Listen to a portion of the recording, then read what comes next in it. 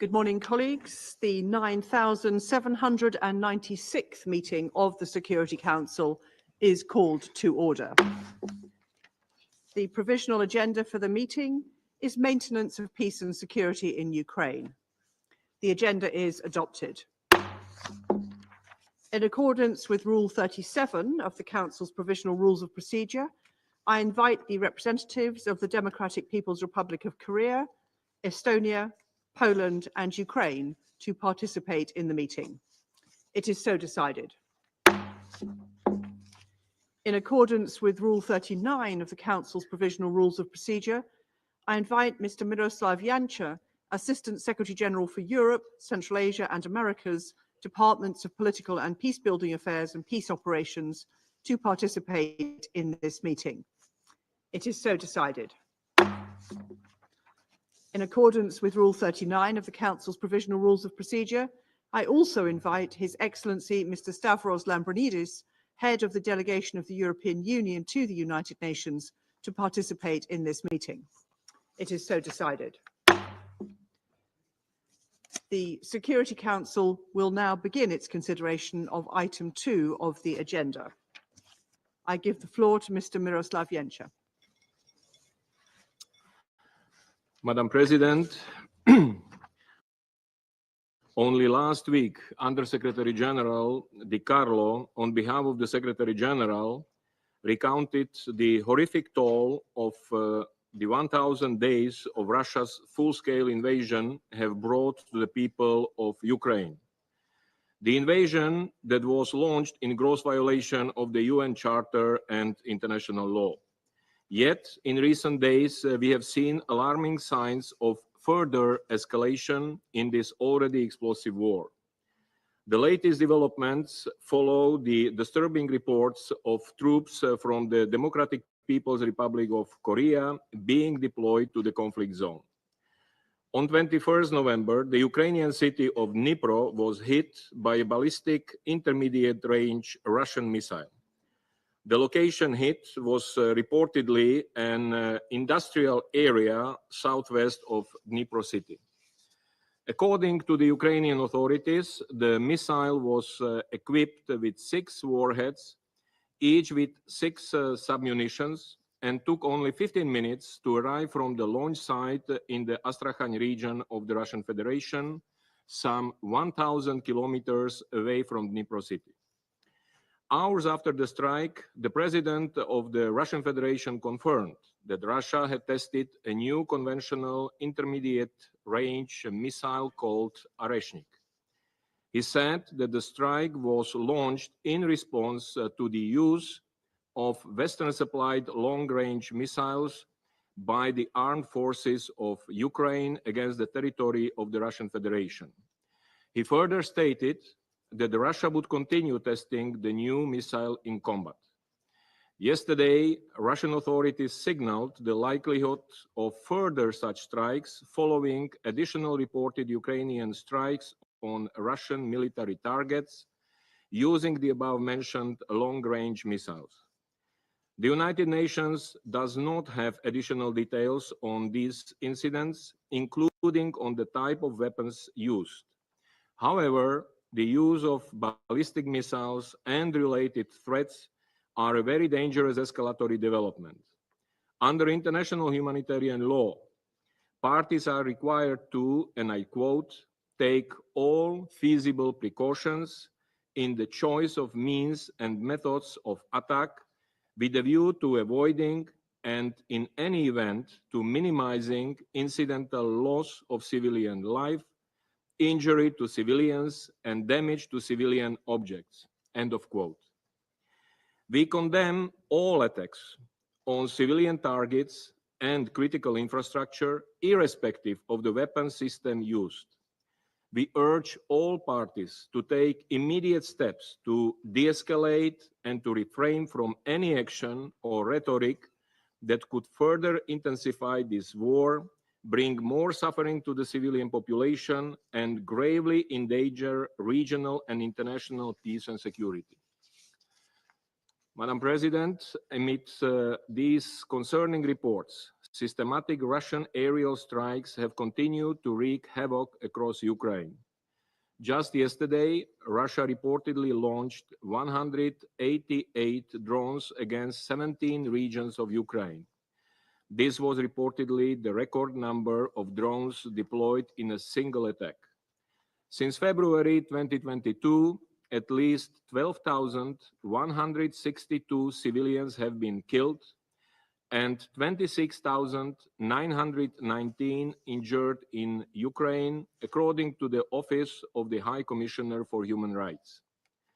In addition to civilian casualties, relentless attacks hitting residential areas continue to cause severe damage to civilian infrastructure, further deteriorating the living conditions for millions of Ukrainians. Madam President, the cost of this war is already too high for the people of Ukraine and for the world, and it is growing by the day. We must reverse the dangerous cycle of escalation. This requires genuine political will and inclusive diplomatic efforts towards a just, lasting, and comprehensive peace in line with the UN Charter, international law, and General Assembly resolutions. We stand ready to use our good offices and to make available all our tools and experience to this end. Thank you. Thank Mr. Jenscher for his briefing. I now give the floor to those council members who wish to make statements. And I give the floor to the representative of the United States. Thank you, Madam President. And thank you, Assistant Secretary General Jenscher, for your briefing. When Russia launched its unprovoked full-scale invasion of Ukraine, the Kremlin expected a quick and decisive victory. But the Kremlin underestimated the people of Ukraine and their determination, strength, and courage. Despite all the suffering and substantial risk to global peace and security, at the cost of tens of thousands of Ukrainian and Russian lives, and against the protests of the international community and the council of this council, Putin has escalated and expanded his war of choice. Just days ago, Russia launched an experimental ballistic missile at Ukraine. The weapon was a new intermediate-range ballistic missile, which was based on Russia's RS-26 Rubyaj intercontinental ballistic missile. Ukraine withstood the strike, as it has withstood countless attacks from Russia. Russia began escalating and expanding the war some time ago, when it turned to other countries to supply its dwindling stocks of ammunition, missiles, and drones, violating this Council's resolutions by importing North Korean and Iranian missiles. Suffering more than 1,000 Russian casualties per day, Russia introduced over 10,000 DPRK troops to the battlefield. In the past year, at Russia's request, the DPRK has also unlawfully transferred over 18,000 containers of munitions and munitions-related materiel, and more than 100 ballistic missiles for use against Ukraine, all of which have been used to strike populated areas like Kyiv and Zaporizhia. The DPRK is preparing to transfer even more ballistic missiles. We also have information a large number of DPRK origin 170 millimeter long-range self-propelled artillery pieces and 240 millimeter long-range multiple rocket launchers are being introduced into the conflict. None of this is without cost. We have information Russia transferred air defense systems to North Korea. Pyongyang is receiving other substantial benefits like free and subsidized fuel, relieving pressure that constricted the DPRK for decades. Russia is also selling the DPRK dual-use technology and equipment so the Kim regime can improve DPRK military manufacturing and capabilities. On this, we note that China has influence and capacity when it comes to the DPRK, and it is urgent it use this influence to prevent a further escalation of the conflict. With respect to Russia, time and again, the Kremlin has chosen to ignore its responsibilities as a permanent member of the Security Council, reneging on its commitments, indifferent to how its actions have undermined international peace and security. In March, Russia vetoed the 1718 Sanctions Committee panel of experts to conceal its violations of the Council's arms embargo. The veto was also a gift to Pyongyang, which has long sought to evade sanctions against it. The Kremlin has continuously shown disdain for the resolutions of this Council. Russia's training of DPRK soldiers involving arms or related materiel, as well as its procurement of ballistic missiles from DPRK, violate Security Council resolutions 1718, 1874, and 2270, which all member states are required to faithfully implement. As Russia expands and escalates the conflict, the Kremlin blames others for perpetuating the war and spreads false narratives. The Kremlin equates its drone and missile strikes with those of Ukraine, ignoring a fundamental difference. Ukraine has every right to defend itself against invasion under Article 51 of the UN Charter. Russia has no right to assault the sovereignty and territorial integrity of other UN member states. Equating Ukraine's struggle for survival with Russia's expansionism undermines everything this Council and the Charter are designed to protect. Make no mistake, Russia continues to barrage the UN Security Council with disinformation in the hopes that the truth gets lost and the world tunes out. We cannot fall victim to Russia's cynical tactics and must remain focused on its violations of international law. We must stand by Ukraine, a fellow UN member state, as it defends itself from Russia's aggression. So, to help Ukraine protect itself from Russia's escalating and expanding war, the United States is providing Ukraine with hundreds of additional Patriot and AMRAAM missiles to strengthen its air defenses.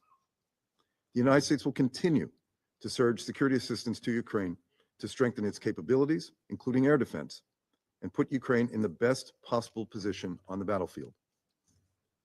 The United States stands with a community of nations in support of Ukraine and the principles of sovereignty and territorial integrity.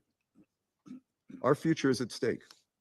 Russia's war threatens our NATO allies, European security, and the fundamental rights enshrined in the UN Charter. We renew the call for Russia to end this war and immediately withdraw its forces from Ukrainian territory within its internationally recognized borders, and to meet its responsibilities as a member of this Council. The United States will continue to make this a priority, particularly DPRK's involvement in the war during our December presidency. Thank you, Madam President. I thank the representative of the United States for their statement, and I now give the floor to the representative of Slovenia.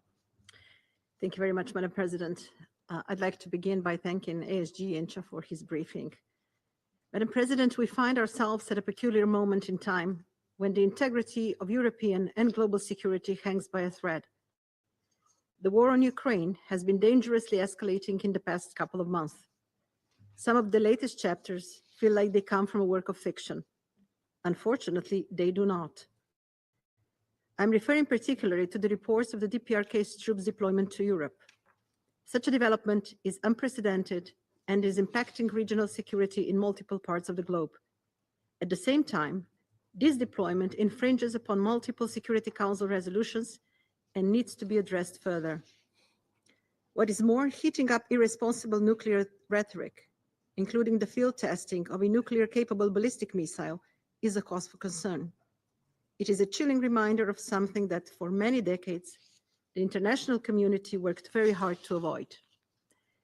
Madam President, this war is spreading, intensifying, and taking ever more lives. Just 2 nights ago, Russia launched a record 188 drones onto Ukraine. 10 days ago, it launched the largest combined airstrike in months. The aerial attacks are becoming larger, with more firepower, with modernized weapons. All of this is destroying critical civilian infrastructure and the natural environment in swathes. It comes on top of threats to the physical integrity of civilian nuclear facilities, which is of great concern to my country. Madam President, colleagues, these developments are evidently dangerous. With each passing day, the risk of escalation and spillover increases. We need peace in Ukraine, a peace which is acceptable to Ukraine, a peace that respects international law, and a peace that is based on the UN Charter. I thank you, Madam President. I thank the representative of Slovenia for their statement, and I now give the floor to the representative of China. President, I thank ASG Yancha for his briefing. President, tomorrow will be Thanksgiving here in the US. Right before this holiday, we're gathered here today to consider again the Ukraine issue, while witnessing once again the expansion of the fighting, the spread of war flames, and the cruelty of war. I can't help but wonder, at this moment, can those caught in the war be reunited with their families? Is there anyone they can be thankful for? Can they have a happy and peaceful tomorrow? Sadly, the Ukraine crisis has been dragging on, and the recent fighting on the ground has become ever more intense. The number of weapons on the battlefield is still increasing, and the variety is expanding. Long-range weapons and cluster munitions have been used, causing serious damages to the infrastructure and heavy casualties. Recently, there have even been reports that anti-personnel landmines will be used in combat. We are deeply concerned and worried about the intensified fighting. We once again call on both parties to the conflict to remain calm and exercise restraint, give up their obsession with winning by force, abandon the myth of a complete military victory, prioritize peace and the people's interest, and start peace talks at an early date and realize a ceasefire. Meanwhile, the Ukraine crisis has now reached a critical moment. Recently, the international community has seen increasingly stronger calls for peace, and discussions on ending the war have increased significantly. Some ideas and proposals, as well as the reactions by the parties, have been reported in the media. We call on the international community to make greater efforts to consolidate consensus, jointly scale up peace efforts, and create synergy in promoting peace talks. China's position on the Ukraine issue is consistent, which is to promote peace talks and a political settlement. Since the outbreak of the crisis, China has stated that the sovereignty and territorial integrity of all countries must be respected. The purposes and principles of the UN Charter must be observed. The reasonable security concerns of all countries must be taken seriously, and all efforts conducive to the peaceful settlement of the crisis must be supported. We have maintained engagement exchanges with Russia, Ukraine, and all other relevant parties, actively conducted shadow diplomacy through our special representative and remained committed to promoting peace talks. We, together with Brazil, Algeria, and other members of the Global South, established the Group of Friends for Peace on the Ukraine crisis and call for upholding the three principles of no expansion of the battlefield, no escalation of fighting, and no fueling the flame by any party, while bringing together the voices advocating for peace of the Global South, thus contributing our collective wisdom and strength to the early de-escalation of the situation and a political settlement. In this context, China is ready to work with all parties concerned, including the Global South, to continue to make unremitting efforts to promote the arrival of the dawn of peace and the political settlement of the Ukraine crisis at an early date. President, the US representative has mentioned China in his statement. I would like to respond briefly. Promoting an early political settlement of the Ukraine crisis required the joint efforts of the international community. Since the outbreak of the crisis, China has always been making every effort for peace and peace talks. We call on all parties, especially the US, to work with China to make genuine efforts to end the war. Thank you, President. I thank the representative of China for their statement, and I now give the floor to the representative of Guyana. Thank you, President. We commend the United Kingdom for the swiftness with which they responded to the request from Ukraine to discuss recent escalations in the ongoing conflict between Ukraine and the Russian Federation. We welcome the Council's determination to keep this matter at the top of its agenda and hope that our deliberations today will encourage more deliberate steps toward de-escalation and to resolving the conflict peacefully. I thank ASG Yancha for the important updates provided. Madam President, Guyana finds the reports of escalations in the conflict deeply troubling.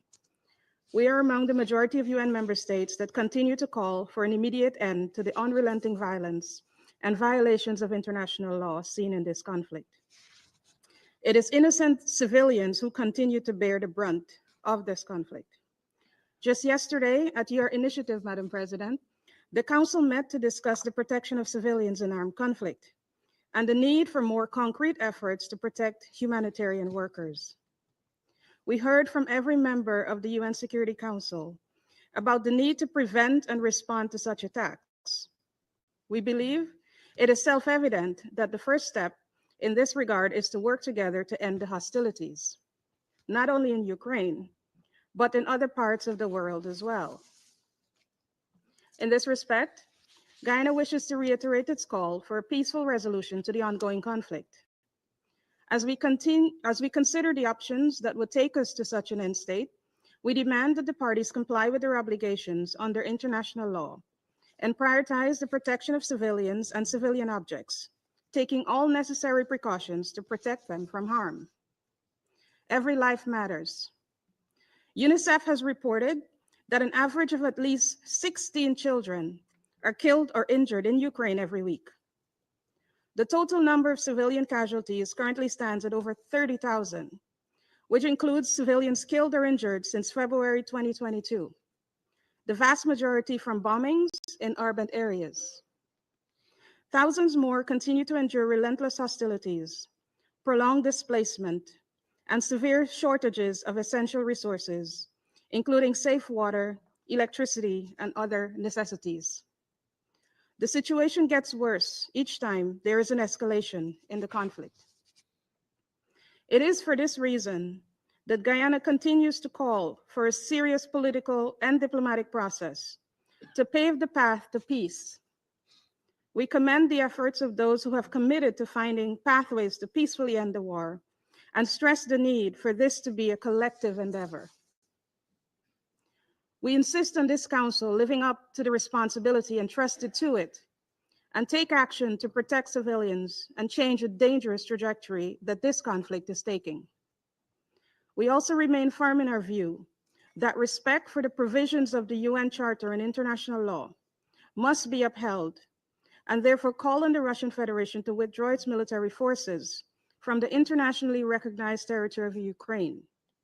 In closing, Guyana stands ready to contribute to any effort that will lead to a lasting and sustainable peace in Ukraine. I thank you.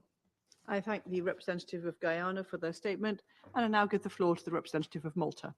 Thank you, President, and I also thank ASG Yencha for their sobering briefing. Today we convene to deliberate on yet another serious escalation.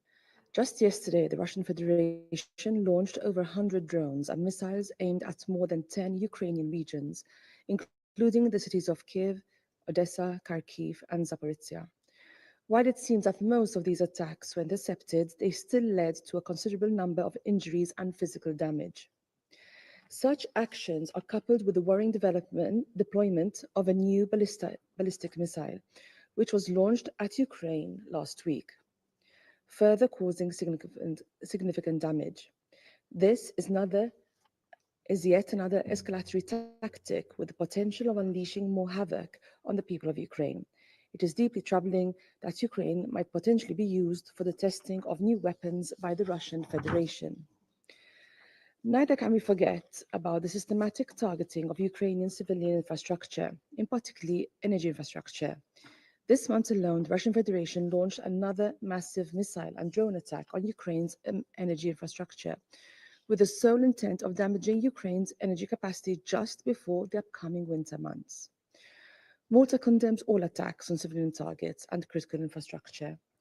This Council must reiterate in no uncertain terms its call on all parties to fully uphold international humanitarian law and the principles of distinction and proportionality. Malta also continues to call for full and unfettered safe access for all humanitarian workers currently operating on the ground in Ukraine. President, Malta again reiterates its deep concern with regards to the transfer of weapons and ammunition from DPRK and Iran to the Russian Federation, as well as the deployment of troops from DPRK on the front lines in Ukraine. The presence of foreign troops on the front lines in Ukraine broadens the scope of this war and increases the scope for escalation and directly endangers European and global peace and security. We call on all states to stop supporting and enabling Russia's illegal war of aggression. We stress the need for full accountability for all crimes committed by Russia and Ukraine, and reaffirm our support to the ongoing work of the ICC, the Independent International Commission of Inquiry on Ukraine, and the Register of Damage. We also further reiterate our support for the establishment of a special tribunal for the prosecution of the crime of aggression against Ukraine. Together, we need to focus on achieving a comprehensive, just, and lasting peace in Ukraine, in line with the UN Charter. We will support all efforts aimed at achieving such goals. Malta can never accept a world in which might is right. In closing, President, let me reiterate that Ukraine has a right to defend itself under Article 51 of the UN Charter. We once again call on the Russian Federation to immediately end the war it started and to withdraw all its troops and military equipment from the entire territory of Ukraine within its internationally recognized borders. I thank you. I thank the representative of Malta for their statement, and I now give the floor to the representative of Mozambique. Madam President, I thank you first for giving me the floor. We thank the Assistant Secretary General for his briefing. We acknowledge the presence in this chamber of the permanent representative of Ukraine. Madam President, the Security Council has considered extensively on this issue, including during your recent signature event. Yet, despite this attention, we remain missing in action. What is urgently needed now is bold action, rooted constructive approaches that foster confidence building, anchor a ceasefire, and pave the way for durable settlement. Regrettably, as the communication promptly this meeting illustrates, the trajectory remains one of the escalation, inflammatory rhetoric, and misguided strategy of escalate to de-escalate. Such a calculation is dangerous, with consequences that will extend far beyond the battlefield. Madam President, we reiterate our call to the warring parties to adhere to international humanitarian law, which categorically prohibits attacks on civilians and civilian infrastructure. These are binding norms not optional principles. With winter sitting in, targeting of energy grids and essential service in Ukraine poses egress threat, risking millions of lives through exposure, hunger, and deprivation.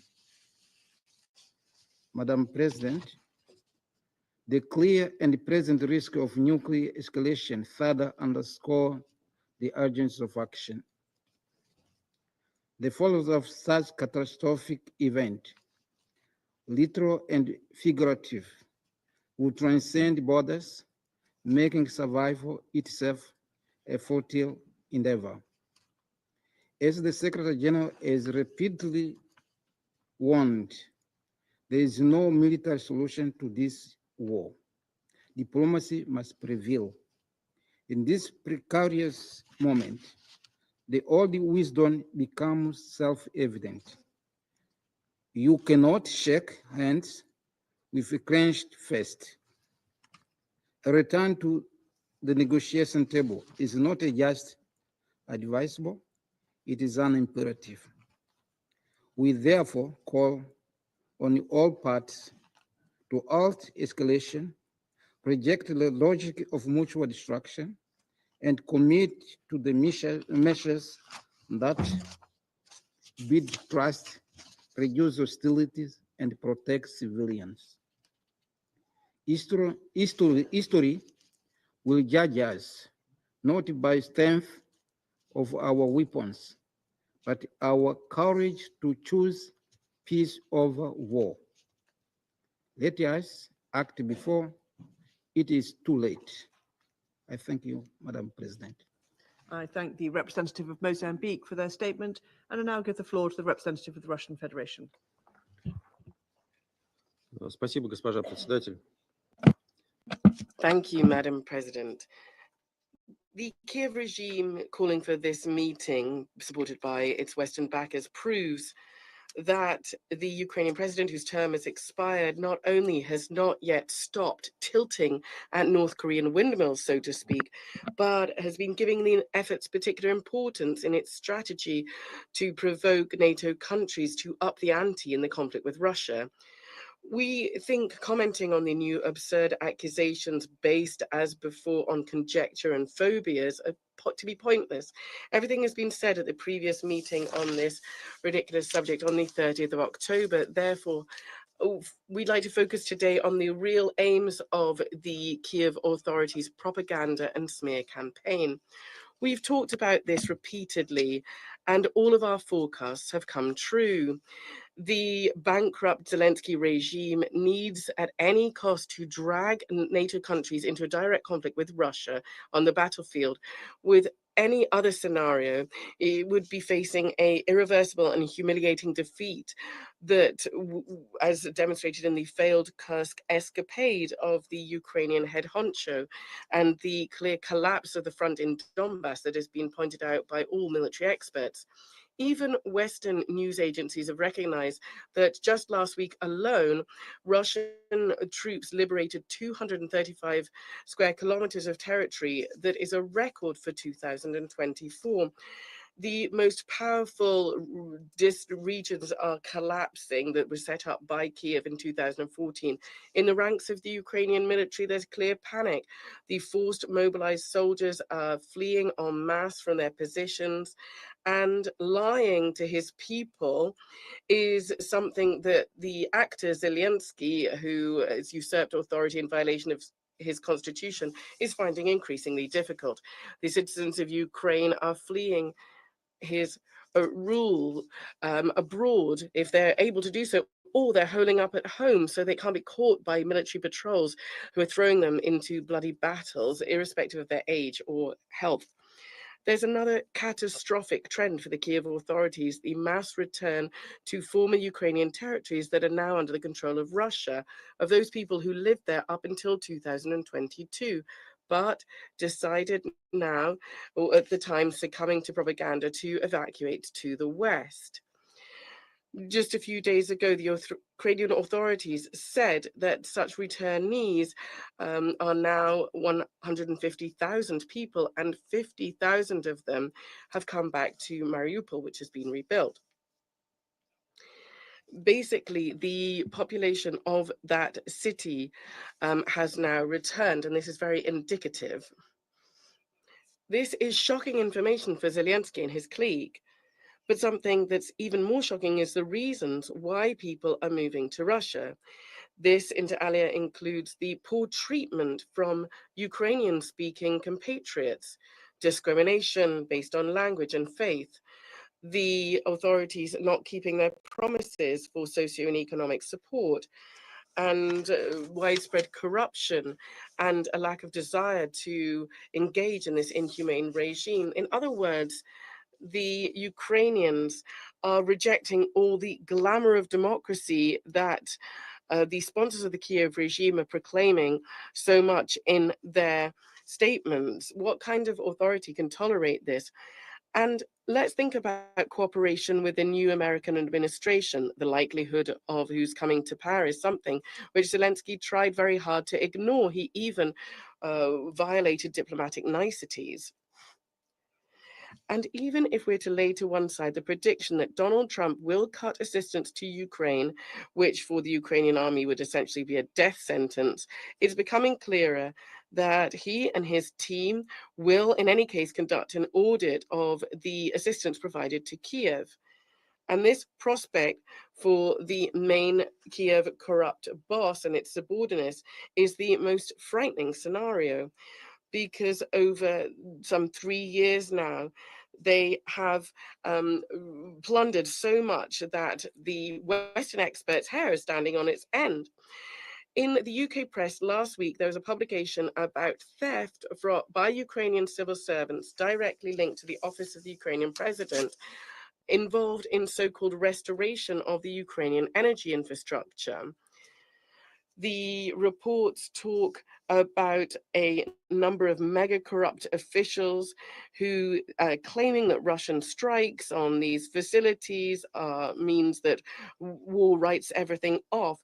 But this corruption and money laundering in the army is something that Ukrainian servicemen are always complaining about, and it's increasingly difficult for the authorities to be quiet about this. It's clear that many defense companies who on paper have received millions of dollars don't actually exist in actual fact. The former Labour Minister of Poland, Piotr Kulpa, in an interview admitted that about 30 to 50% of Western assistance to Ukraine has been plundered right from the beginning and consistently from these resources, according to him, really equated to the annual budget of Ukraine.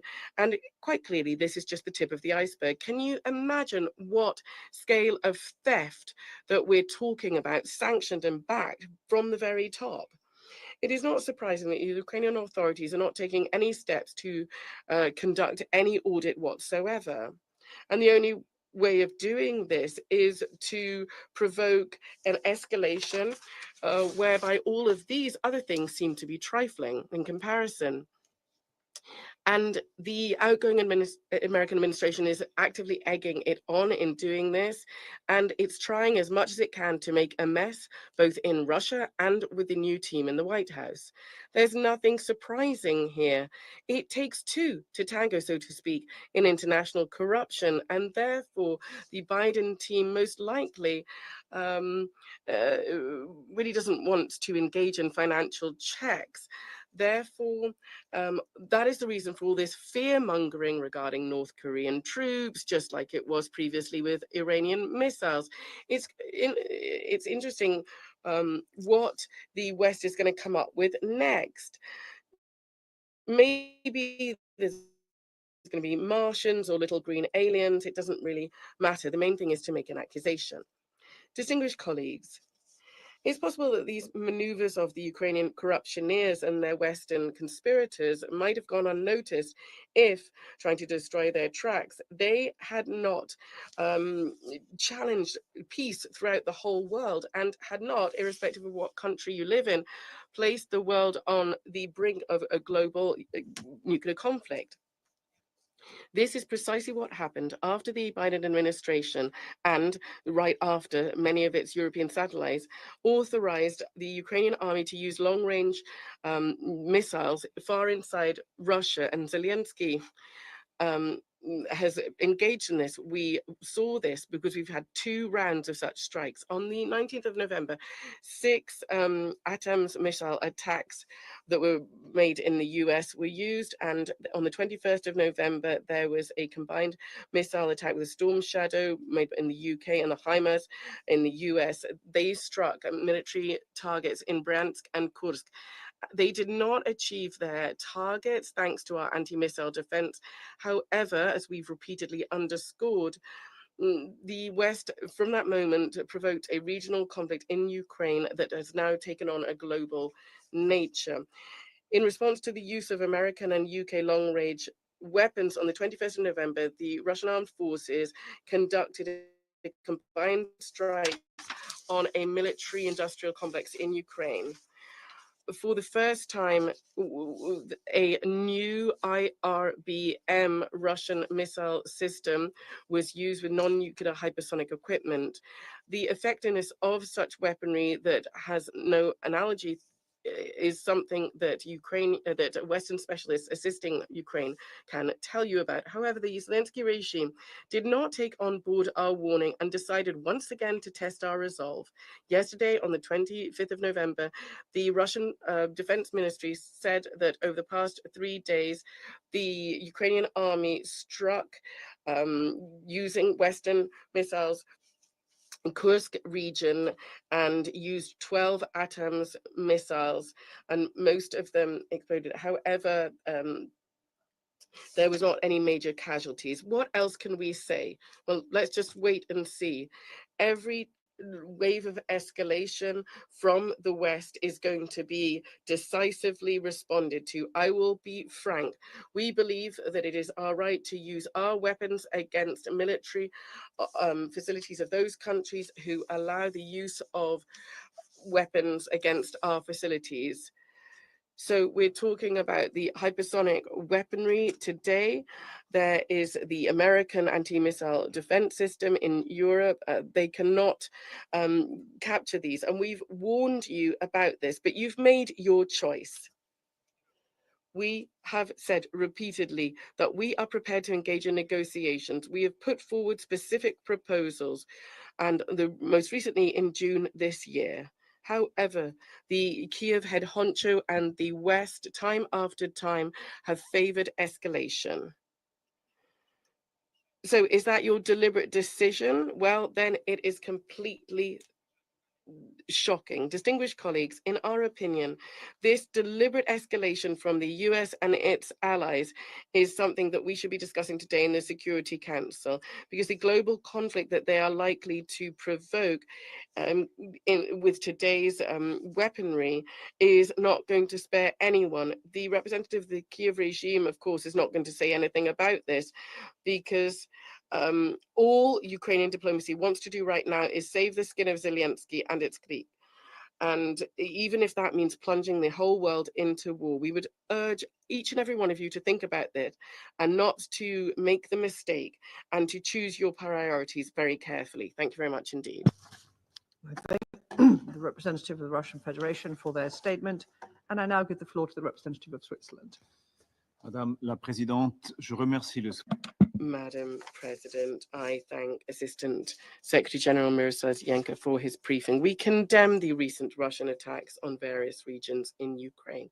We are alarmed by the numerous civilian casualties, including children, and the considerable damage inflicted on civilian infrastructure, particularly in Kharkiv, Odessa, and Zaporizhia. As winter approaches, nearly 150,000 families, as well as hospitals, schools, and businesses, are without heating in the Dnipro and Ivano-Frankivsk regions. Switzerland, having condemned Russia's military aggression against Ukraine, launched over 1,000 rather days ago in flagrant violation of the UN Charter, is particularly concerned by the following issues. Firstly, we note a significant increase in the number of civilian casualties and damage to civilian infrastructure. We recall that attacks against civilians all civilian objects are prohibited. All parties must strictly respect international humanitarian law, in particular the rules governing the conduct of hostilities, and ensure the protection of the civilian population and respect for human rights. Secondly, we remain concerned that nuclear safety and security conditions remain precarious, particularly at the Zaporizhzhia nuclear power plant. All Ukrainian nuclear facilities are endangered by ongoing attacks on Ukraine's energy infrastructure. Switzerland supports the International Atomic Energy Agency in its vital work, as reiterated multiple times by its Director General, and particularly the 5 principles for the protection of the ZNPP. Finally, we are dismayed by the deleterious effect that Russian military aggression is having on the entire multilateral architecture of disarmament and arms control. We condemn Russia's repeated threats to use nuclear weapons and regret reports of even longer range ballistic missile attacks against Ukraine. These developments illustrate the negative effects of developments over the last decade, particularly in the context of the Treaty on the Non-Proliferation of Nuclear Weapons and the suspension of the Intermediate Range Nuclear Forces Treaty. Increasingly substantiated reports suggest that troops from the Democratic People's Republic of Korea are not only deployed in Russia, but actively engaged in combat. This intensification of external support for Russian military aggression would also represent a serious violation of this Council's resolutions on non-proliferation. Adding to this, the recent report from the Organization for the Prohibition of Chemical Weapons confirms the use of a riot control agent in Ukraine as a method of warfare in violation of the Convention on Chemical Weapons. Switzerland remains extremely concerned by Russia's repeated use of anti-personnel mines.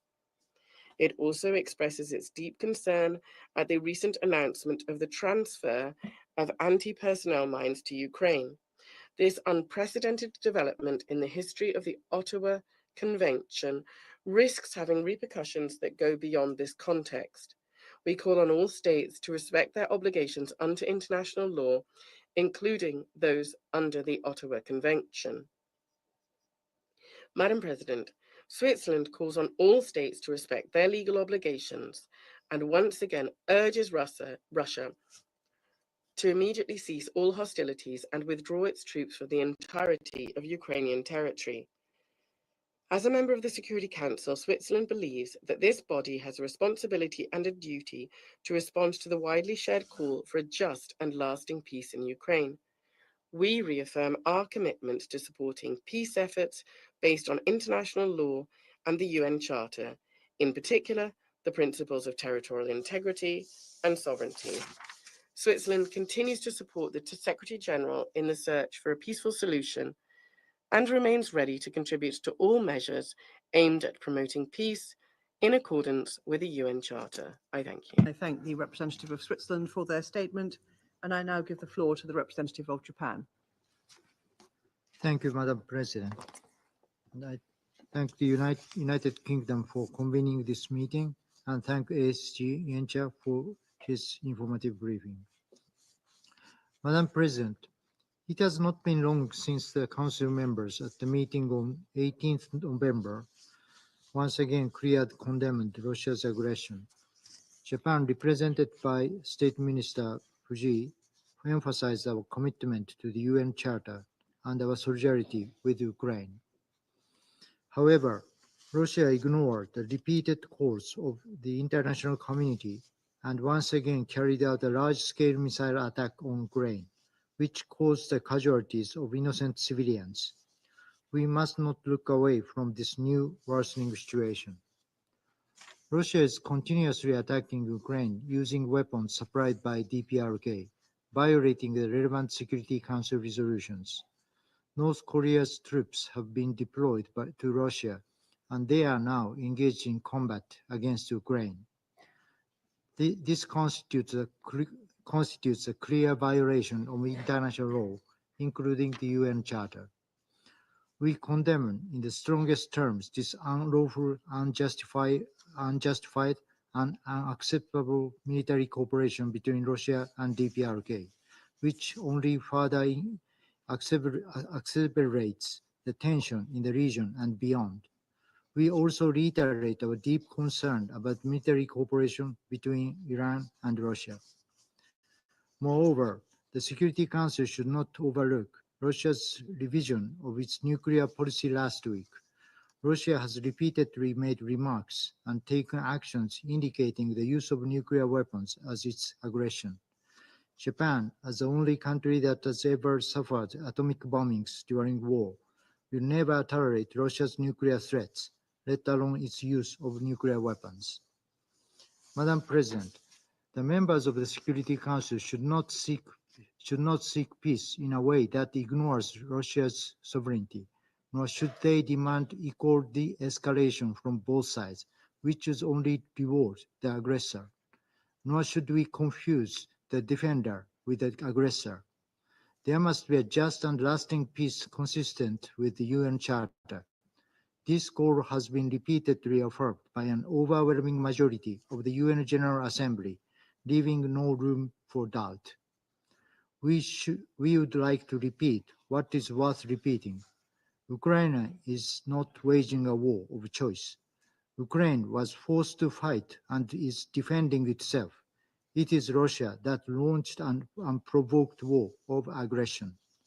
Madam President, attempts to change the status quo by force would never succeed. Allowing such actions would have worldwide repercussions, affecting everyone in the future. The international community must act to stop the aggressor, not to seek a forced peace or to reward the aggressor. This is not a matter of choosing sides between Ukraine or Russia.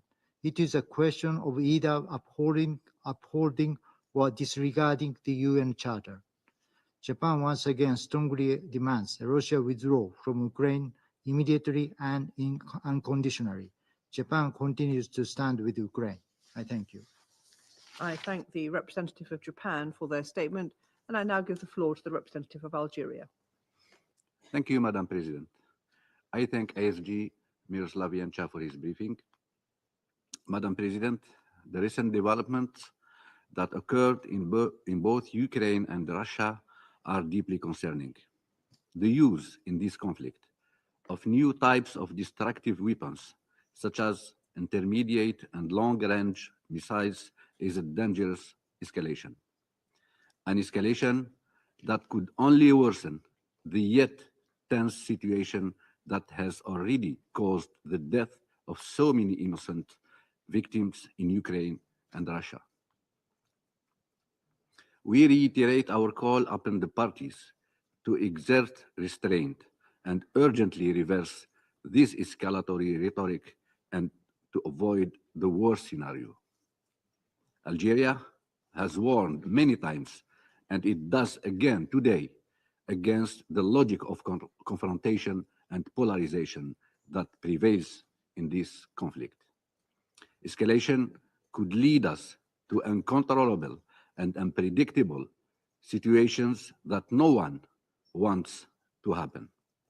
It is high time to reverse the trend and favor diplomacy, dialogue, and negotiation. Only dialogue and negotiation can lead us to a ceasefire and stop the bloodshed. Only dialogue and negotiation can bring peace and security to Ukraine, to Russia, and to the whole region. It is critical that both parties choose the path of de-escalation and engage directly or indirectly in genuine dialogue and negotiation. It is the only way to reach a mutually acceptable solution to this conflict in line with the purposes and principles of the UN Charter, taking into consideration all security concerns. Also, the international community should play a vital role in creating conditions that could facilitate dialogue between the parties to reach such a solution and to end this war. Madam President, escalation is the right path toward failure. We must change direction Let's give diplomacy a real chance. Peace and security should be our only option, and I thank you. I thank the representative of Algeria for their statement, and I now give the floor to the representative of Sierra Leone. Thank you, Madam President. I thank ASG Miroslav Jenča for his briefing. I welcome the participation of the representative of Ukraine in this meeting. Sierra Leone remains deeply concerned about the escalating security situation and the deteriorating humanitarian situation in a conflict which has continued for close to 3 years now. In recent months, the conflict has escalated dramatically, and the battlefield has expanded with intensified offensive operation by both parties. A week ago in this chamber, Sierra Leone took note of several news reports that restrictions on the use of long-range missiles to strike targets inside the Russian Federation have been lifted, following recent intelligence and open source reports that the DPRK troops are now engaged in combat in the Kursk region. We stated that if these reports were confirmed, that will mark a dangerous escalation of the conflict. Today, we take note of Ukraine's letter dated 25th November 2024, stating that the Russian Federation has used a new intermediate range missile on 21st November to attack the city of Dnipro, and also continues to carry out massive missiles and drone strikes against residential areas and critical civilian infrastructure. These actions, if confirmed, represents a dangerous escalation in the conflict. We further take note of reports from Ukraine of multiple attacks that continue to target and damage electricity and gas facilities, despite the looming winter, and also numerous civilian facilities across Ukraine. We have reiterated many times in this council in the course of this year that the deliberate targeting of residential or civilian areas, civilian infrastructure, and essential services such as hospitals, schools, water, and energy facilities are unacceptable and prohibited under international law.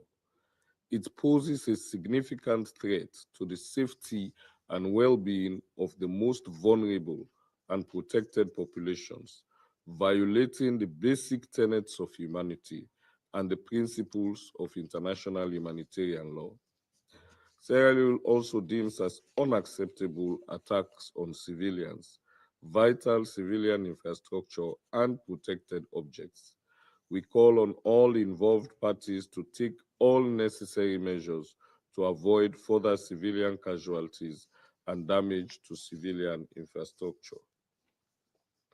Madam President, the deteriorating security situation also continues to have devastating humanitarian consequences on the civilian population. Latest updates from UN aid teams have highlighted the deepening humanitarian crisis across Ukraine, particularly in frontline areas in the northeast and south, owing to intensified attacks. OCHA has warned that civilians remaining in frontline communities in Donetsk, Kharkiv, Kherson, Dnipropetrovsk, and Zaporizhia face dire living conditions, which is expected to worsen as winter approaches. Reported attacks against Ukraine's energy infrastructure have drastically reduced the country's electricity capacity, leading to daily power cuts for millions of people across Ukraine.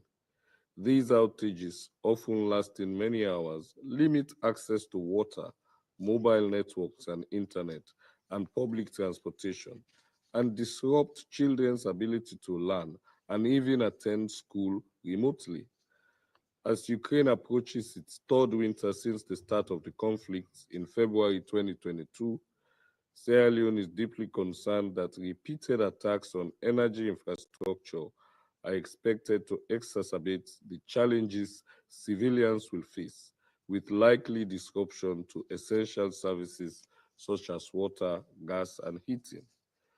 We note that to address the winter-specific needs, the humanitarian community launched the 2024-2025 Winter Response Plan, appealing for $492.1 million to support 1.8 million people with critical winter-related humanitarian assistance, as outlined in the 2024 Humanitarian Needs and Response Plan.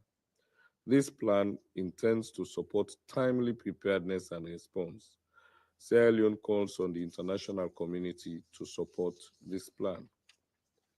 The drastic escalation, alarming civilian casualties, and the devastating humanitarian consequences of the conflict on civilians, including the elderly, women, and children in Ukraine, underscores the need for this violence to end.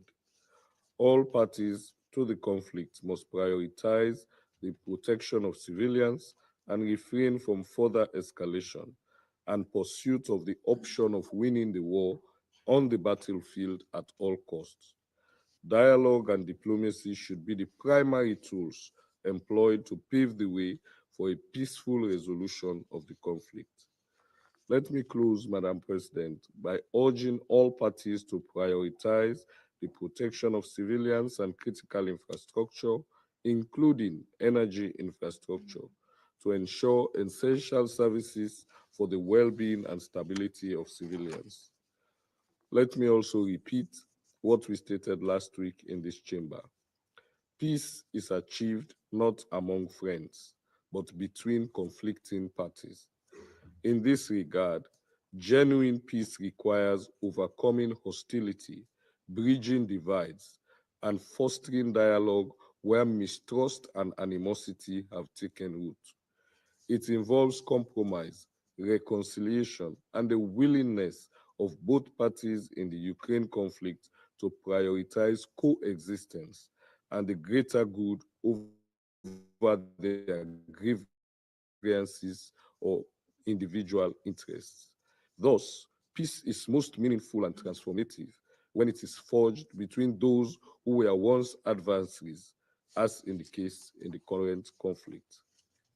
Sierra Leone therefore reiterates its call for meaningful steps to be taken towards the immediate and unconditional cessation of the hostilities and for constructive and inclusive diplomatic efforts to achieve a just and lasting solution to the conflict.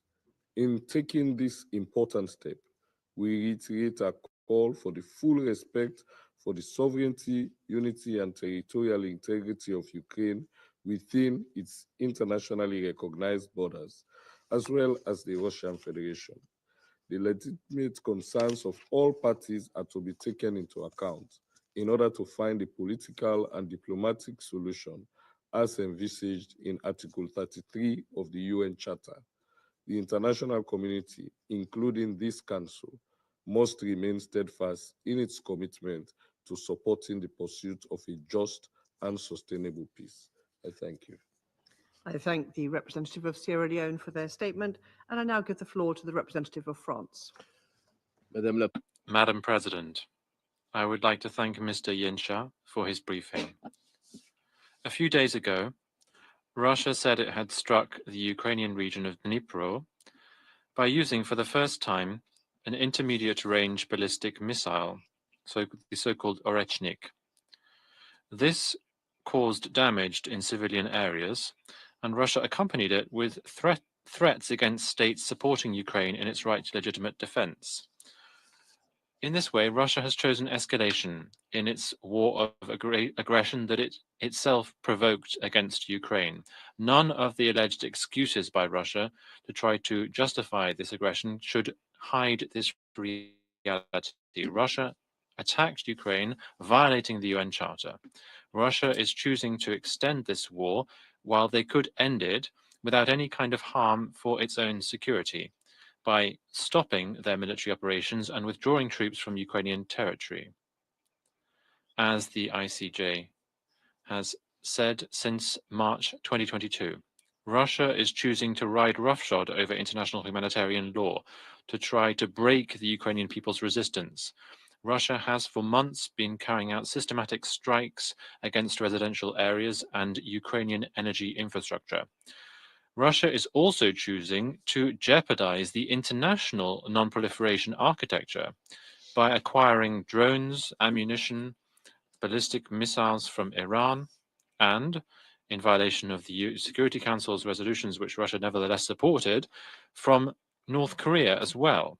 Russia now has a deployment of North Korean troops on its territory whose involvement in the combat would be a new escalation.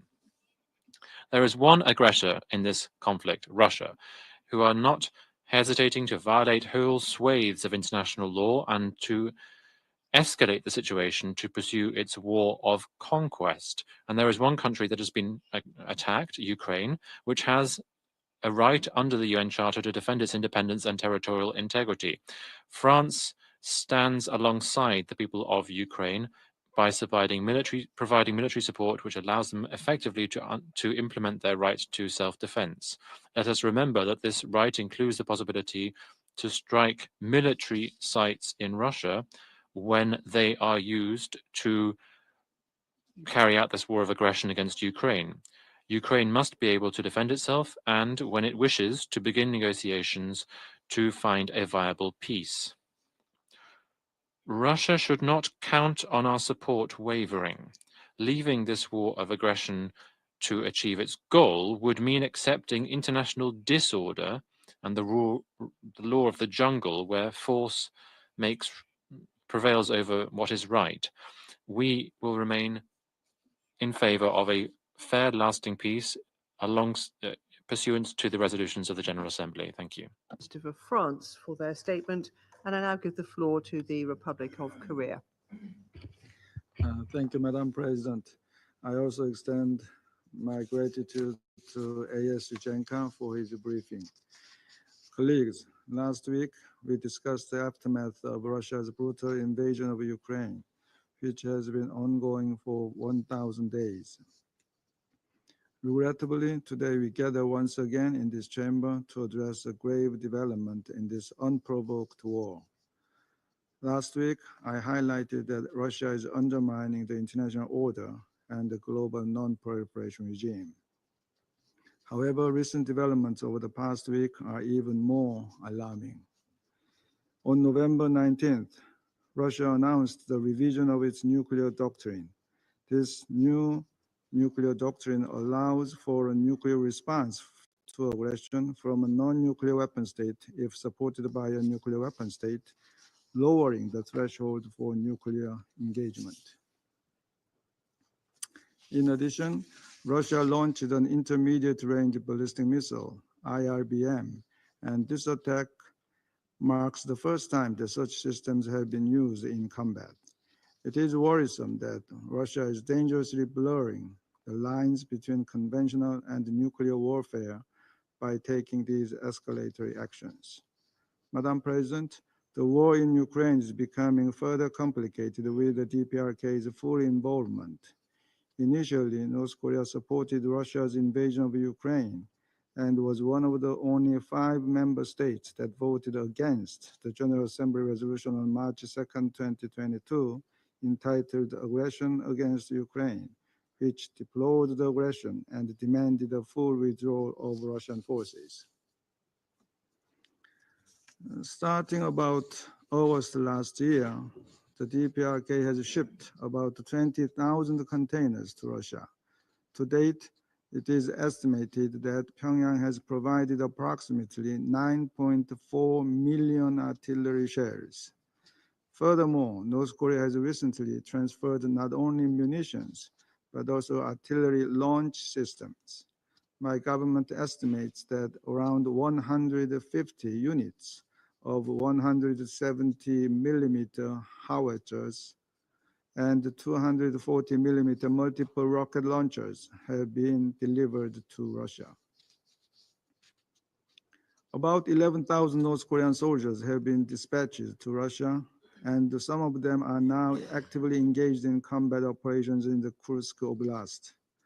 While my government is investigating specific intelligence related to North Korean casualties, the estimated casualty toll remains unverified. The rapid pace of these developments makes it challenging for us to even keep up with unfolding events these days. Nevertheless, one thing is clear. All of these activities are blatant violations of multiple Security Council resolutions. Madam President, North Korea's increasing involvement in Russia's war against Ukraine carries serious implications.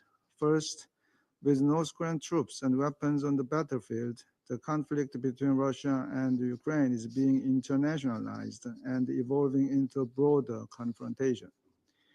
Russia can now rely on additional military resources and manpower from the DPRK to bolster its operational capabilities and sustain its military efforts.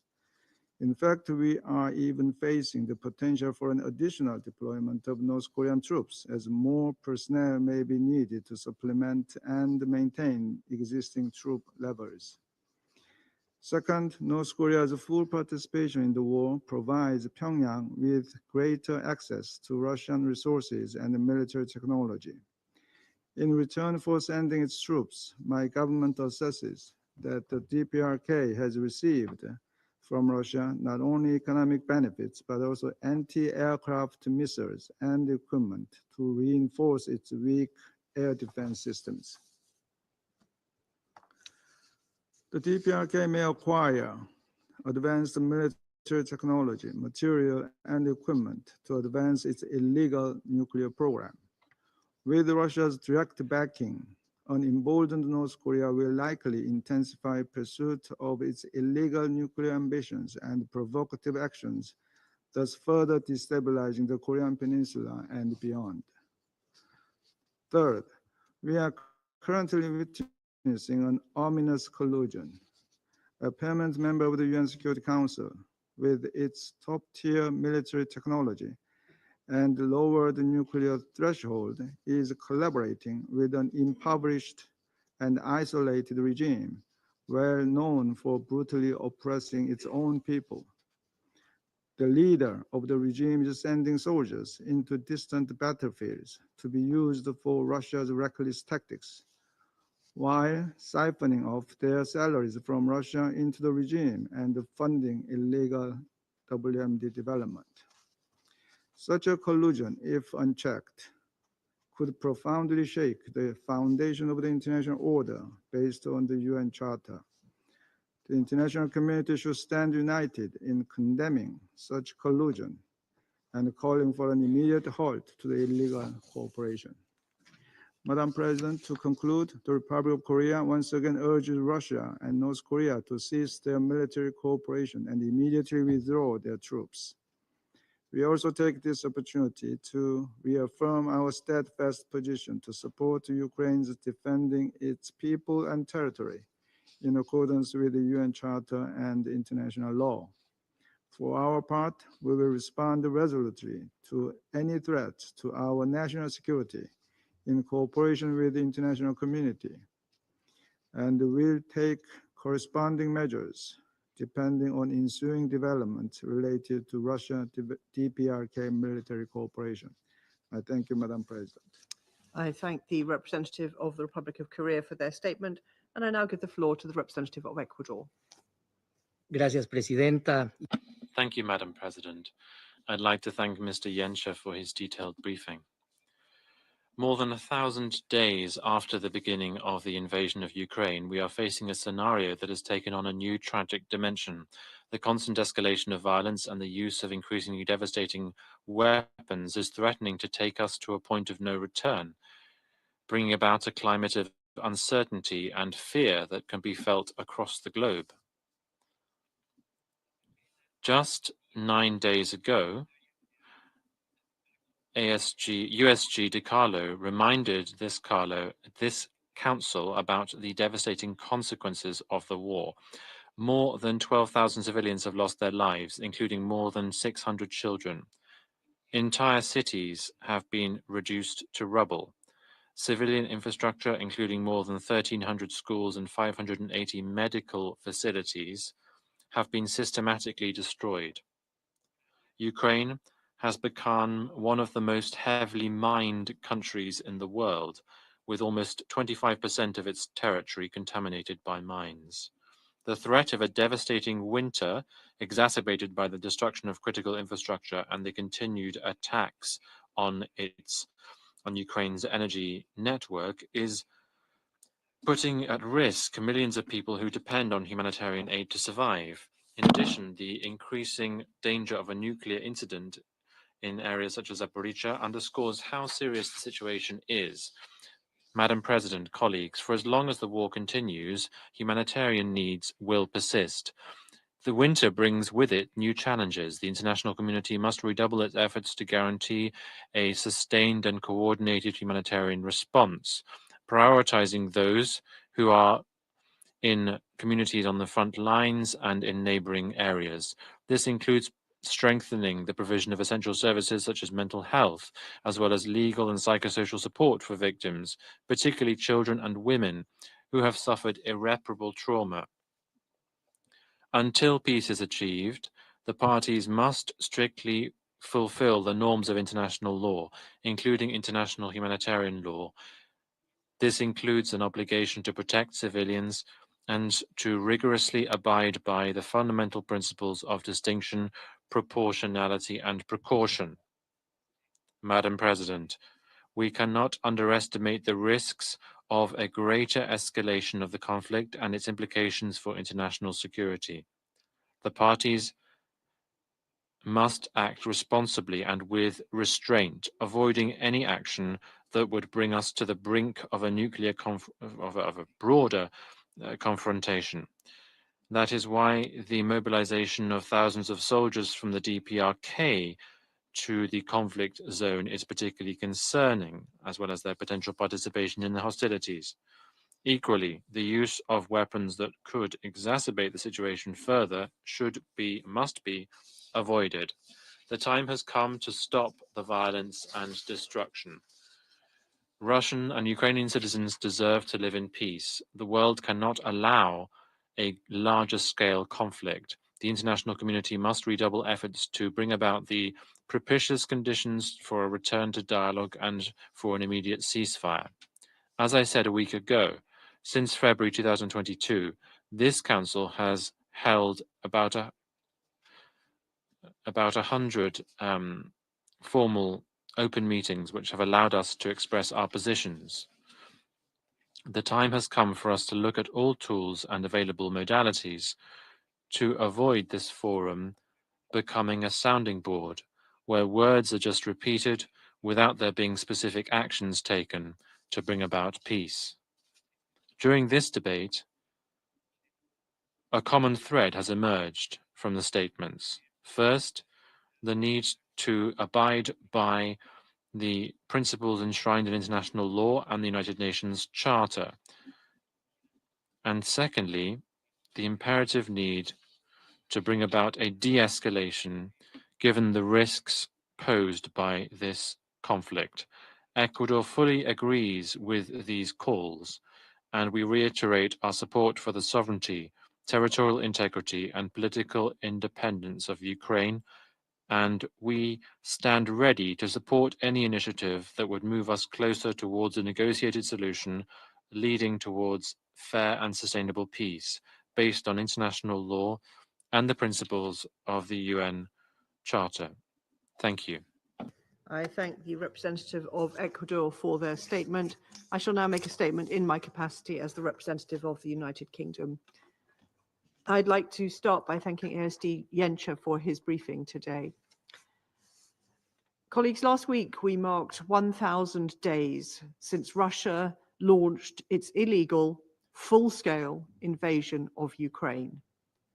We recalled the devastating impact the war has had upon the Ukrainian people and the world, and reiterated our steadfast commitment to ensuring Ukraine gets the support it needs to defend itself and to achieve a just and lasting peace in line with the UN Charter. President Putin has demonstrated time and again that he has no interest in such a peace. In recent weeks and months, Russia has intensified its attacks on Ukraine. First, it has stepped up the use of indiscriminate glide bombs against Ukrainian cities. Last week, the UN announced that the number of civilians killed since February 2022 had reached over 10,000, with over 18,500 injured. Second, Russia has intensified its deliberate targeting of civilian energy infrastructure. This is a war crime, and it puts the lives of millions of Ukrainians at serious risk during cold winter months. Third, Russia has used experimental weapons. Last week, it fired an intermediate-range ballistic missile on Dnipro. Ukraine is not a testing ground for new weapons. I could go on, but this pattern of reckless activity by Russia serves only to prolong the war and the suffering of Ukrainian people, whilst posing serious risks to international peace and security. There is only one aggressor here and only one country in breach of the Charter. To seek de-escalation, we must focus on deterring Russia from that aggression. No one wants peace more than Ukraine. But Ukraine needs to be able to defend its civilians from these brutal attacks. Ukraine has a right to self-defense under Article 51 of the UN Charter, and we will support them in their efforts to achieve a sustainable peace. I resume my function as President of the Council. I now give the floor to the representative of Ukraine. Well, thank you, Madam President. Distinguished members of the Security Council, Assistant Secretary General Yencha, I also recognize here the residual presence of Putin's envoys in the permanent seat of the Soviet Union. I would like to thank the Ukraine presidency for convening this meeting that Ukraine requested in response to Russia's recent escalatory actions. These include the first use of an intermediate-range ballistic missile to strike the Ukrainian city of Dnipro and the use of DPRK troops in its war against Ukraine. The ongoing deployment of DPRK troops to support Russia remains one of the clearest indicators of Moscow's unwillingness to de-escalate, alongside the weapons supplies Russia has been receiving from Pyongyang for over a year. Since the Council's most recent discussion, the situation on the ground has escalated, and first clashes of the Ukrainian forces against DPRK servicemen already took place. As we informed earlier, the troops are fighting under assumed identities of Russia's Far East nationalities using forged documents. Primarily, they operate as combined arms units trained for action in the European theater of military operations. The DPRK is now entering the war in a fully fledged manner.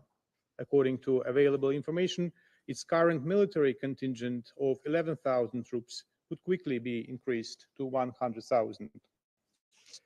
The question of whether the Pyongyang regime truly requires such a substantial number of combat-trained servicemen solely to assist its Russian allies is rhetorical at best. The answer to this question is self-evident, and while it may be uncomfortable, acknowledging this reality is essential. Otherwise, an appropriate and adequate response would be unlikely. According to the publicly available information, the DPRK had sent more than 20,000 containers of artillery missiles, and other conventional arms to Russia since August 2023 to replenish its dwindling weapons stockpiles. As reported by Ukraine's military defense intelligence, Pyongyang has supplied Moscow with 100 Kan-23 and Kan-24 short-range ballistic missiles. The first use of these weapons by Russia against Ukraine, including against residential areas and civilian infrastructure, was recorded at the end of 2023. In 2024, Ukraine has documented approximately 60 launches of such missiles, according for 1/3 of all ballistic missile attacks carried out by Russia this year. Furthermore, recent reports from the expert community point to satellite images that reveal the DPRK is expanding a manufacturing complex in the city of Khamhung. This industrial facility assembles Kan-23 short-range ballistic missiles, which Russia has used against Ukraine, including for targeting residential areas and civilian infrastructure. The satellite images reportedly taken in early October show the construction of what appears to be an additional assembly building, as well as a new housing facility likely intended for workers. Additionally, there have been recent reports that Russia received 170mm self-propelled howitzers and 240mm multiple rocket launch systems from the DPRK. Let me recall that the transfer of ballistic missiles, along with any other arms and related material from the DPRK to Russia, flagrantly violates multiple United Nations Security Council resolutions. The training by the Russian Federation of DPRK regular units, including those recently deployed in the Kursk region, constitutes a violation of Security Council resolutions 1718, 1874, and 2270. In turn, DPRK soldiers providing or receiving any training or other assistance related to use of arms is also a violation of the mentioned resolutions. We reiterate that Pyongyang support comes at a price, and this is an access to Russian technology in missile, nuclear, and other military programs. It is crucial to understand that this price is paid not so much by Russia, but by the world. Failure to act decisively will be far more costly in the long run than taking strong and timely measures today. We call on all responsible nations to take immediate actions to resolutely counterattack the Russian and North Korean regimes, from increasing sanctions pressure on Moscow and Pyongyang to maximizing Ukraine's capabilities within the framework of the victory plan presented by President Zelensky. At the same time, the Security Council and its 1718 Sanctions Committee should continue addressing the issue of non-compliance of the DPRK and the Russian Federation with relevant UN Security Council resolutions. In this regard, Ukraine also supports the monitoring and reporting on violations and evasions of the sanction measures by both regimes within other multilateral mechanism, in particular, multilateral sanctions monitoring team established on October 16, 2024. Madam President, another escalatory move by Putin aimed at testing the world's resilience to Russia's nuclear blackmail occurred on November 21. On that day, the Ukrainian city of Dnipro suffered an attack by an intermediate-range ballistic missile capable of delivering weapons of mass destruction. According to an initial examination of remnants, it was the first time that such a missile has been identified on the territory of Ukraine. The missile was equipped with 6 warheads, each containing 6 sub-munitions. It moved along a ballistic trajectory which was only affected by aerodynamic resistance. Moscow's narratives following the strike, including comments by war criminal Putin, once again underscored Russia's intentions to persuade the global audience of its complete inadequacy, this time by showing readiness to kill Ukrainians not only with conventional, but also nuclear means. Ukraine calls on UN member states, in particular nuclear weapon states, to condemn Russia's irresponsible nuclear saber rattling. In responding to this escalatory step, it is also important to remember that Putin's future actions will directly depend on the strength and resolve of our reaction.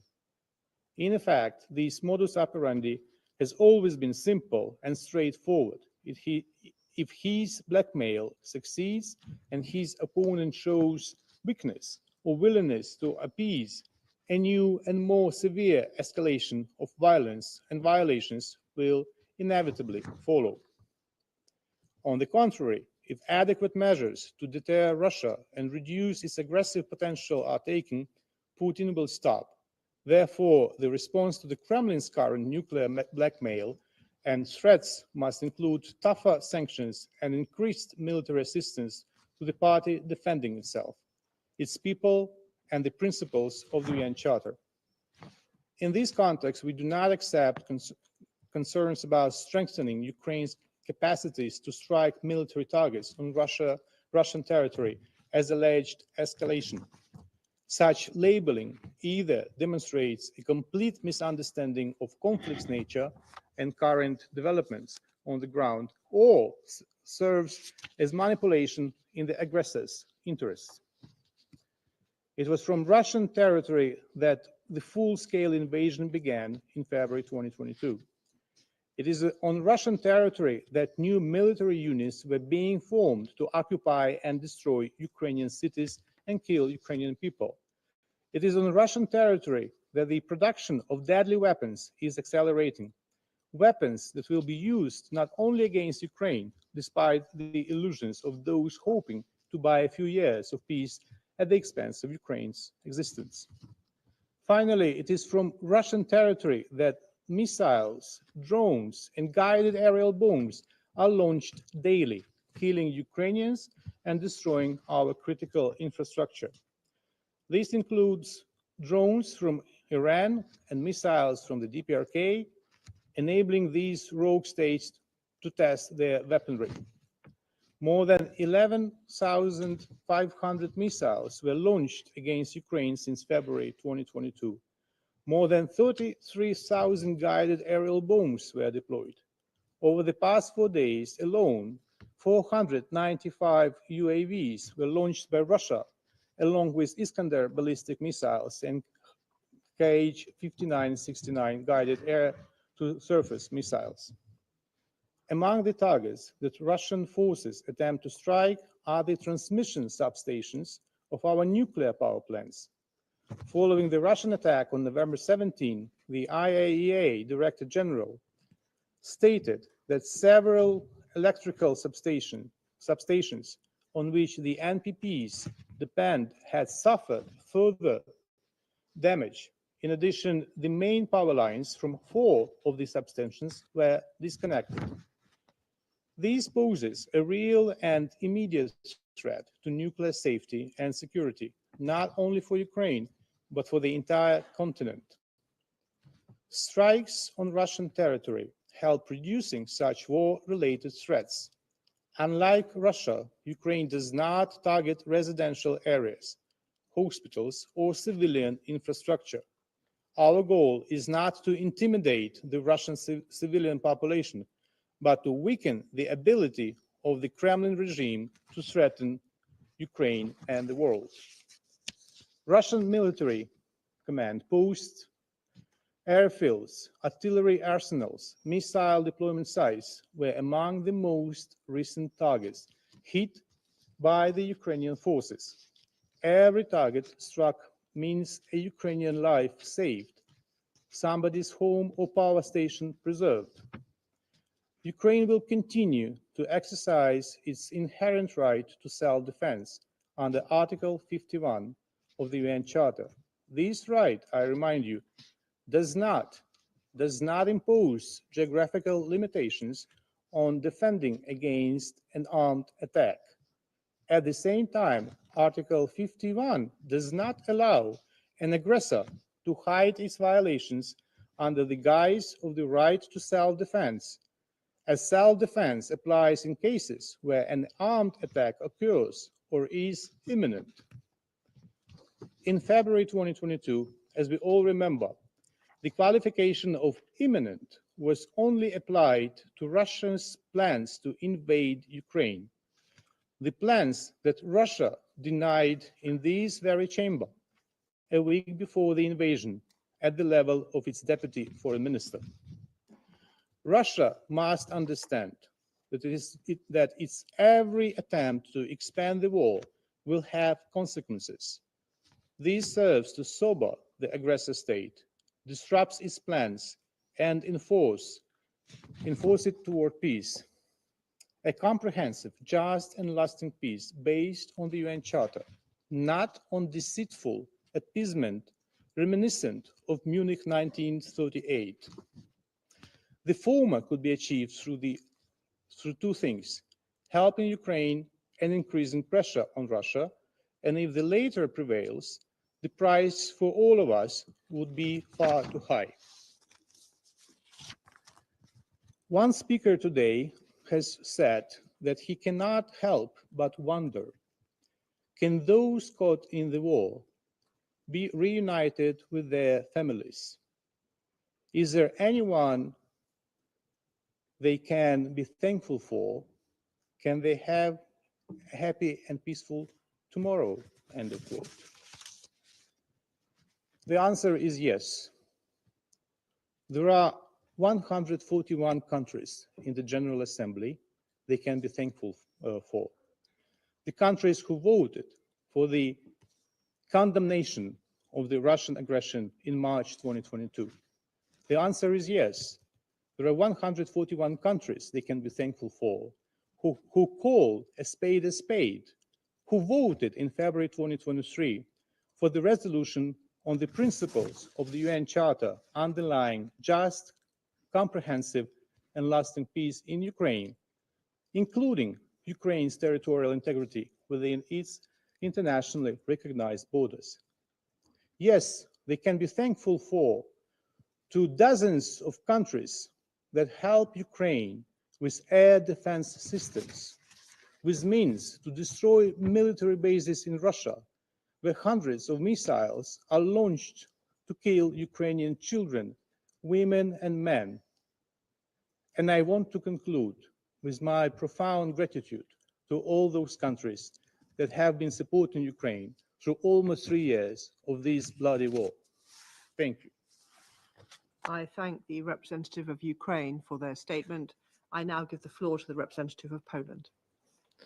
Madam President, I would like to thank ASG Mirosław Jęcia for his briefing. As it was mentioned just last week, we gathered in this council to mark the milestone of the 1,000 days since Russia's unprovoked and brutal invasion of Ukraine. The sobering anniversary should have served as a wake-up call to the international community. Yet, Russia, undeterred, has chosen to escalate the conflict further, demonstrating a blatant disregard for international law and human life. Furthermore, Russia's increasingly active support from other states is transforming this war into a collective act of aggression. Madam President, Russia has intensified its aggression against Ukraine through a combination of verbal threats and military actions. The recent attacks against Dnipro on November 21st, targeting Ukrainian civilians and civilian infrastructure with the use of the modified RS-26 Rubesh intermediate-range ballistic missiles Oreshnik, capable of carrying nuclear warheads, represents a new level of danger in the conflict with Ukraine. This move, coupled with the revision of Russia's nuclear doctrine, constitutes another instance of nuclear saber-rattling, further undermining the global security architecture. Such behavior not only threatens the stability of Ukraine and the region, but also increases the risk of wider conflict and nuclear proliferation. The Kremlin's aim is clear: to intimidate Ukraine and its supporters and sway public opinion to deter international support, but this will not happen. The international community must send a clear message to Russia: its nuclear threats will not be tolerated. Poland strongly opposes and deplores such reckless actions, calling on Russia to cease its aggression, withdraw its troops from internationally recognized territory of Ukraine, and return to the path of diplomacy. We reiterate that Ukraine's defensive operations to diminish Russia's capacity to wage its illegal war are a legitimate exercise of an inherent right to self-defense, fully in line with the international law and Article 51 of the UN Charter. In contrast, Russia, as an aggressor, continues to violate fundamental principles of international law, including the prohibition of the use of force against the territorial integrity and sovereignty of any state and international humanitarian law. Russian authorities and soldiers must be held accountable for all crimes committed in Ukraine. If they go unpunished by international justice, aggressive Moscow could inspire other actors to replace international law with the might makes right approach. This could lead to a world where coercion and intimidation replace peaceful negotiations and time-consuming reconciliation in every region. Madam President, any further peace must be grounded on the UN Charter and international law and must be negotiated and agreed upon by Ukraine. We believe that the President Zelensky's peace formula currently best embodies these principles, and I thank you. I thank the representative of Poland for their statement, and I now give the floor to His Excellency Mr. Stavros Lambrinidis, Head of the Delegation of the European Union to the United Nations. Thank you. Thank you, Madam President. I have the honor to speak on behalf of the European Union and its member states. I want to thank you for organizing this meeting, and also special thanks to Jerzy Janša for his briefing. Colleagues, only last week, we marked 1,000 days since Russia's unprovoked and unjustified full-scale invasion of Ukraine. I delivered a statement at that occasion in front of this chamber on behalf of the EU and its member states again. And today, we are compelled to meet once again after Russia, once again, stepped up its offensive with a new wave of escalations. The past days, Russia has intensified its massive aerial assaults against Ukrainian cities, once again, killing innocent civilians, including children. It has once again inflicted further damage on Ukraine's energy infrastructure, also endangering nuclear safety and security, as nuclear sites need a secure off-site power supply. It has once again expanded its use of arms, firing a new ballistic missile against Dnipro. And it has once again deepened its military cooperation with the DPRK, now deploying thousands of North Korean troops to support its war of aggression in violation of UNSC resolutions. Dear colleagues, each of these actions separately constitute once again unacceptable escalations and serious breaches of international law. Russia must be held fully accountable for its violations. The world counts on all Council members to defend international law, to seize any and all assistance to Russia's war of aggression, and to assist Ukraine in achieving a just, lasting, and comprehensive peace. Might cannot make right. We can never accept attempts to change borders by force. Territorial integrity is at the core of the UN Charter, and it must be upheld. So, once again, we will continue to support Ukraine to defend the UN Charter in response to Russia's aggression, and we will do so for as long as it takes. Thank you. I thank His Excellency Mr. Lambrinidis for his statement. I now give the floor to the representative of Estonia.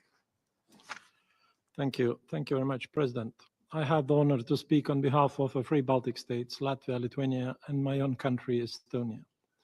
We align ourselves with a statement of the European Union. Let me add a few additional elements. First of all, I would like to thank SG Janša for his briefing. Thank you. President, criminal Russia's regime, instead of opting to de-escalate and to end this war, it calls and to call of the international community to find a peaceful end to this war, has again decided to pursue escalation in Ukraine, exemplified by Russia's launching a record amount of drone strikes into Ukraine during the past days, in which energy infrastructure, including of the nuclear power plant's infrastructure in several regions, was seriously hit. Moreover, last Thursday, Kremlin fired an intermediate-range ballistic missile in the city of Dnipro, with a warning that more would follow. While Russia's nuclear saber-rattling is unfortunately nothing new, firing experimental missiles with capability of carrying nuclear warheads at another member state is an irresponsible and deeply concerning development. Let me be clear.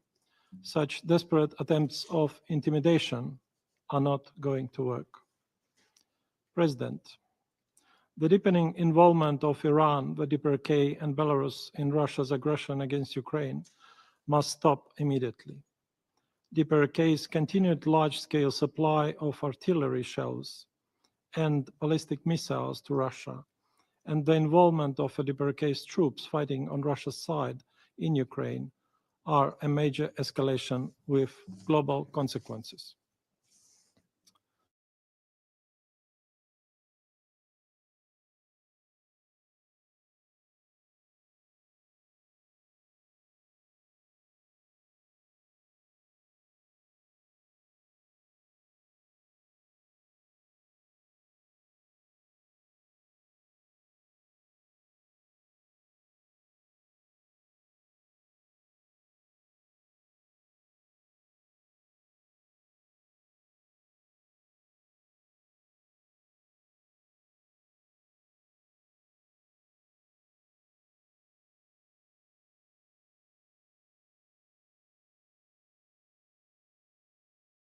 All over the world are being recruited to fight in the heart of Europe to satisfy Russia's neocolonial and imperial ambitions. President, the developments that I and many around this table have highlighted only confirm